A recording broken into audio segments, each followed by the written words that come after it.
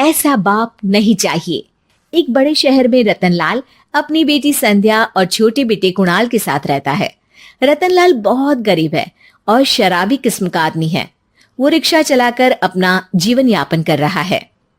रतनलाल एक अधेड़ उम्र के आदमी योगेश्वर को कभी कभी अपनी रिक्शा से मार्केट या मंदिर छोड़ता है और कभी कभी बाजार से उसका सामान भी ले आता है।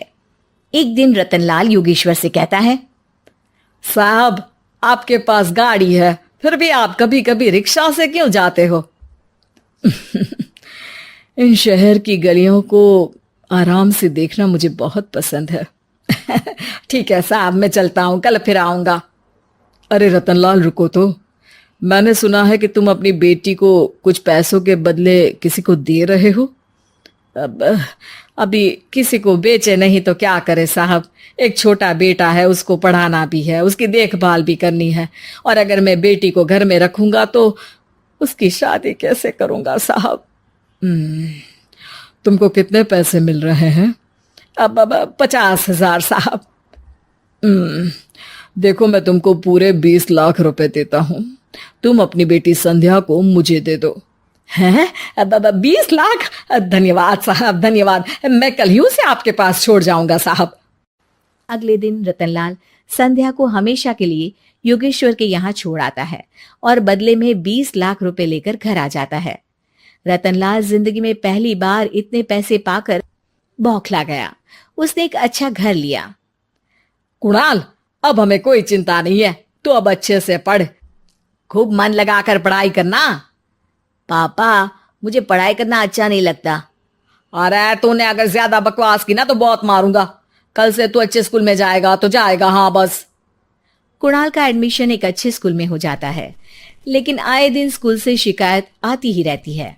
10 साल बाद एक दिन प्रिंसिपल मैडम रतनलाल को स्कूल में बुलाती है। रतनलाल, आपका बेटा कुणाल बहुत आवारा हो गया है और ये बिल्कुल भी पढ़ाई नहीं करता है, बल्कि उसका दिमाग गलत कामों में जा रहा है। अब मैं उससे बात करूंगा मैडम। ठीक है, आज ये आखिरी मौका है, अगली बार तो मैं उसे स्कूल से ही बाहर निकाल दूंगी। रतनलाल घर आ जाता है और कुणाल से कहता है, कुणाल बेटा, मैं तुम्हारे ऊपर इतना पैसा लगा रहा हूं, फिर भी तुम स्कूल में सही से क्यों नहीं पढ़ते हो? आप तो रहने ही दीजिए, मैं सब जानता हूं कि ये पैसा कहां से आया है। और वैसे भी अब ये पैसा मेरा है, मेरा जो भी मन होगा मैं करूंगा। आज के बाद मैं कभी स्कूल नहीं जाने वाला। रतनलाल को अपनी बेटी की याद आती है और वो रोने लगता है। 5 साल बाद कुणाल एक दिन एक लड़की को शादी करके घर ले आता है। पिताजी, ये मेरी पत्नी है स्वीटी। तुमने शादी कर ली? हाँ, शादी कर ली मैंने, दिखाई नहीं दे रहा। और अब से आप फिर से कमाना शुरू कर दो, बहुत बैठ कर खा लिया। कुणाल, तुम इस बुड्ढे को घर में क्यों रख रहे हो? देखो ना, ये शराब पीता है, इसे घर से बाहर निकाल फेंको। अरे स्वीटी, ये मेरे पापा है, कैसे बाहर निकाल दूं? और वैसे भी घर में कोई तो चाहिए ना काम करने वाला, नौकर समझ कर रख लो। इस बुड्ढी को तो घर से बाहर निकाल कर ही रहूंगी मैं कब तक इसके लिए खाना बनाऊंगी। स्वीटी एक दिन घर के बाहर पार्क में अपनी दोस्तों के साथ बैठी होती है। तभी वो रतनलाल को बुलाती है। पिताजी, मेरे कमरे में मैं अपना फोन छोड़ आई हूं, जरा लाकर तो देना। हाँ जरूर, अभी लेकर आता हूं। रतनलाल फोन लेकर आ जाता है। कुछ समय बाद स्वीटी के फ्रेंड्स भी चले जाते हैं। स्वीटी अंदर आकर शोर मचाती है। चोर चोर! कहाँ है चोर? मुझे तो यहाँ कुछ नहीं दिख रहा। अरे ये अलमारी खुली पड़ी है, जरूर किसी चोर ने ही खोली होगी।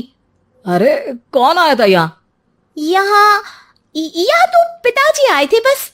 अरे बहू, मैं चोर नहीं हूं। मुझे तो आप पर अब बिल्कुल भी विश्वास नहीं है पिताजी, क्योंकि जब आप पैसे के लिए दीदी को बेच सकते हो तो आप चोरी भी तो कर ही सकते हो। अरे लेकिन वो सब तो मैंने तेरे भले के लिए किया था ना। मैं तो कहती हूँ कि हमें इनकी कमरे की तलाशी लेनी चाहिए। तुम बिल्कुल सही कह रही हो, चलो। स्वीटी और कुणाल दोनों रतनलाल के कमरे की तलाशी लेते हैं और उन्हें वहां स्वीटी की ज्वेलरी और पैसे मिल जाते हैं। मैं तो पहले ही जानता था कि चोर आप ही हो। निकल जाओ मेरे घर से और दोबारा अपनी शक्ल मत दिखाना। रतनलाल आंखों में आंसू लिए घर से निकल जाता है। स्वीटी मन ही मन सोचती है, आज तो मेरी प्लानिंग सफल हो गई।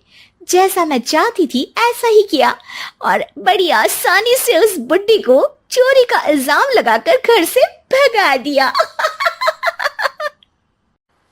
रतनलाल की हालत अब ज्यादा खराब हो गई और वो सड़क पर बैठकर भीख मांगकर खाने लगा।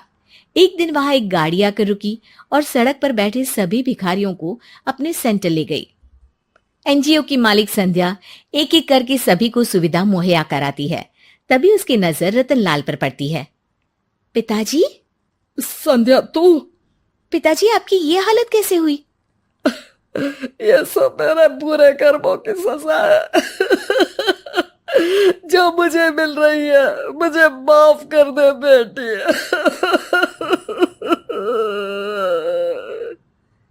पिताजी, मैं आप पर बिल्कुल भी गुस्सा नहीं हूं, क्योंकि आपने मुझे यहां भेजकर अच्छा ही किया। मेरी जिंदगी बदल गई। लेकिन ये सब हुआ कैसे बेटा? आप ये नए कपड़े पहनो, तब तक मैं योगेश्वर अंकल को बुला कर लाती हूँ। योगेश्वर अंकल? हाँ अंकल। योगेश्वर जी ने तुझसे शादी नहीं की थी? नहीं तो पापा, उन्होंने तो मुझे पढ़ा लिखा कर इस काबिल बनाया है कि मैं आज सबकी सेवा कर पा रही हूँ। रतनलाल पश्चाताप करके रोता रहता है। तभी योगेश्वर भी वहां आ जाता है।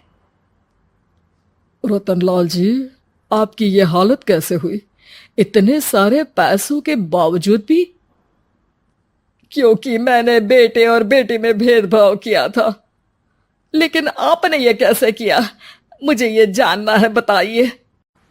सालों पहले जब संध्या छोटी थी, तब मैंने एक बार एक आदमी से तुम्हें बात करते हुए सुना था, जो कुछ पैसों में संध्या को तुमसे खरीद कर शादी करना चाहता था। मैं उस समय एनजीओ में बच्चों के लिए ही काम कर रहा था और मैं किसी भी लड़की की जिंदगी खराब होते नहीं देख सकता था। इसलिए मैंने अपने जीवन की कमाई का एक बड़ा हिस्सा तुम्हें दे दिया था। सच में कितना गलत था मैं। मुझे माफ कर दो।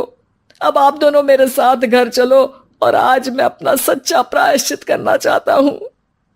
योगेश्वर और संध्या रतनलाल के साथ घर जाते हैं। स्वीटी दरवाजा खोलती है। चोर भिखारी, तू फिर से आ गया? चल भाग यहाँ से बुड्ढे। ये घर तुम्हारे बाप का नहीं, मेरा है। बाहर निकलो यहाँ से। रतनलाल कुणाल और संध्या को घर से बाहर निकाल देता है। योगेश्वर जी, अब ये घर आपका है और अब आप यहाँ एक और एनजीओ खोल सकते हैं। शायद अब ये सच्चा प्रायश्चित है। संध्या अपने पिता के गले लग जाती है। वीडियो लाइक करें, चैनल सब्सक्राइब करें।